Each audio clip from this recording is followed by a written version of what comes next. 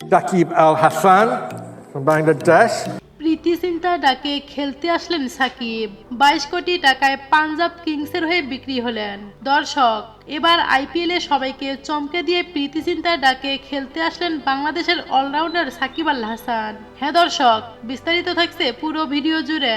আইপিএলে বাংলাদেশের কোনো প্লেয়ার অংশগ্রহণ করতে পারেননি, কারণ তাদেরকে নেওয়ার জন্য কোনো দলে আগ্রহ দেখায়নি।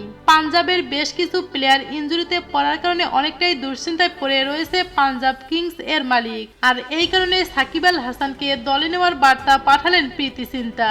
কারণ প্রীতি চিন্তা জানে সাকিব আল হাসান তার বাঁ হাতে অসাধারণ ব্যাটিং পারফরমেন্স দেখান হাজারো ক্রিকেট প্রেমী ভক্তদেরকে, এবং তার সঙ্গে বাহাতে বোলিং তাণ্ডবও দেখাতে পারেন। সাকিব আল হাসানের প্রতি সবার আত্মবিশ্বাসটা রয়েছে, কারণ তিনি যদি শেষ অবধি পর্যন্ত মাঠে থাকেন তাহলে তিনি একাই মাঠ কাঁপাবেন। আর এই কারণে সব জল্পনা কল্পনা শেষ করে আইপিএলে খেলতে চলে আসলেন সাকিব আল হাসান। তবে এবার সবাইকে অবাক করে দিবেন। তবে সাকিব আল হাসানের আইপিএল খেলা নিয়ে নেট দুনিয়ায় অনেক সমালোচনার ঝড় বইছে। নেট দুনিয়ায় ইতিমধ্যে এই বিষয়টি ভাইরাল হয়ে পড়েছে।